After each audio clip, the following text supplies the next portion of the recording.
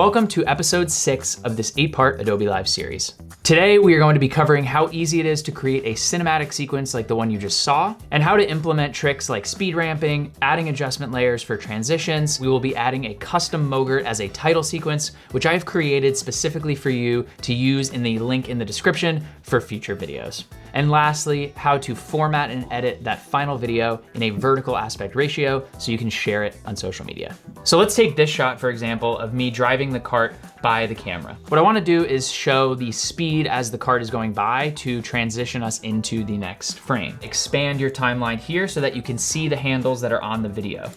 If you do not see these handles, you're gonna go to show clip keyframes, and then you'll have all these different options. What we wanna select is speed. Press P on your keyboard for the pen tool or go right here into the toolbar. You'll notice that 2 points have been added for us. We're gonna just drag this all the way up somewhere to, let's say, like 350%, and we're gonna drag this out. And then I'm gonna take these handles and just drag the right handle and drag this so it's more of a progression in the speed ramp rather than super abrupt. And here we can actually see that Premiere has added these handles for us. We're just gonna drag this so we have a little bit of a Bezier curve inside of that transition. And then if I play this back, you can see that it's very subtle, but there's something happening here where we go from here and we speed into the next clip. Well, let's say I want to speed up my swing here and start from here to here and speed ramp this.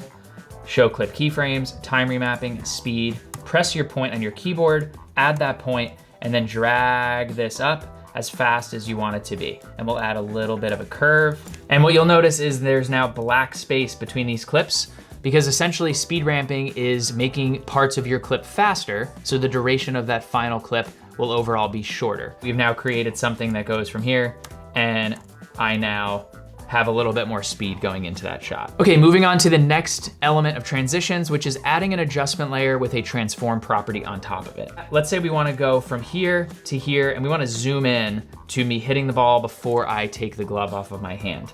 New item, adjustment layer. And then we are gonna drag that adjustment layer right here onto our timeline.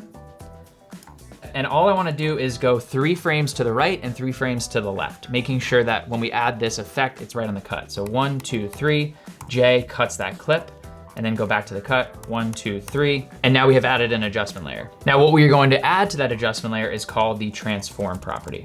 And this is a super powerful, useful tool where you can adjust all the scale properties separate of the ones that already are in the effects controls panel. So if we go up to the effects controls here, we see that now we have all of these properties to choose from. We're gonna set 3 keyframes. 1 keyframe right here on the cut for the scale, and then we're gonna go 2 frames over, set another keyframe, and then 2 frames back. And the only value you'll be changing is this middle keyframe. You're gonna set that to 300%. And if we play that back, you can see that we're now zooming into my hand as the club is coming through. But I really wanna make this feel like there's some motion to it. Inside the same window, you'll see composition shutter angle. We're gonna turn that off.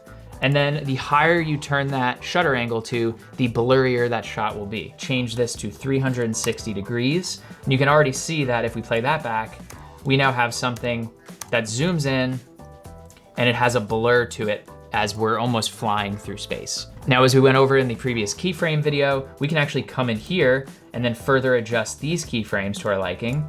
So maybe I wanna have this adjust out and then adjust in. And if we play that back, and we have something that looks and feels really punchy and really cinematic. All right, so now that we have the transitions out of the way, let's finish this video off with some really compelling titles. Before we get into the title, make sure that you download the link in the description to install and import the MOGRT that I provided for you in this lesson. Hover over to the Captions and Graphics window, browse, install Motion Graphics template button, and then wherever that is saved, select this, open it, and install it. And you have that right here inside of Premiere Pro. Now, all you have to do is actually come in here and drag this on top of wherever we want that title to be. So the beauty of a MOGRT file is it saves you so much time having to create these over and over again. It's really just a plug and play and a creative preference once you have them created. So if I click the MOGRT and we go over here to the edit window, you'll notice that I provided all of these options for you to change. So let's say I want to change this to something like the art of the hobby. That will automatically change the text no matter what you put in there. You can come in here and change to whatever font you like. Change all these parameters. You can come in here and change the size as well. And then let's say I wanna move this subtitle up a little bit because the spacing looks different. Below that, you have all these options for the opacity, the scale, the rotation, the position. So we can change the Y and X axis properties. We can change the color itself. So if we come in here, you can see that I created something where there's like a little line that goes by the title. You can actually pull this up a little bit and you can make this a little bit thicker.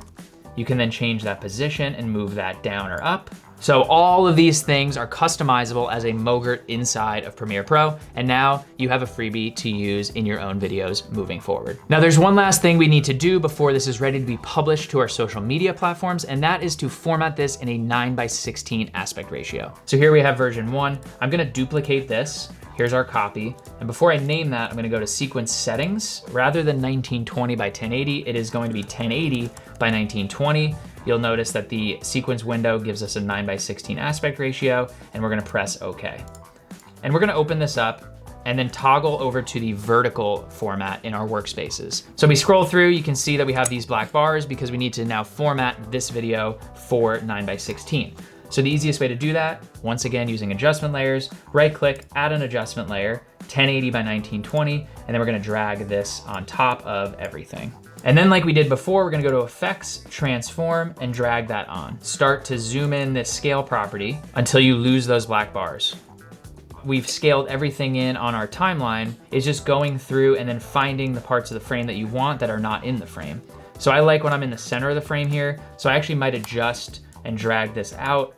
And then here, all I'm gonna do is select my motion properties and just manually drag my position over of each one until I make sure that the clip that I want is in the center of the frame. You can always toggle on these safe margins and some guides to make sure that you are getting the exact desired framing that you want. Only really takes a few minutes to actually reframe all these clips. For an even easier option without using adjustment layers, simply right-click your sequence and go to Auto Reframe Sequence. This will automatically duplicate that sequence into any number of these aspect ratios that you want to publish on social media.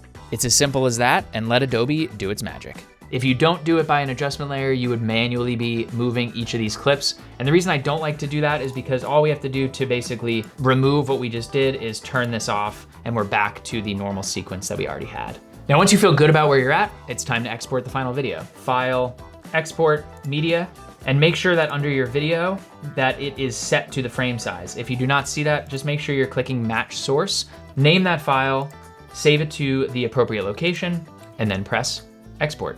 You have just created a cinematic sequence using speed ramps, using adjustment layers, adding a custom MOGRT, and editing that final video specifically for Instagram, TikTok, and all of your social media platforms.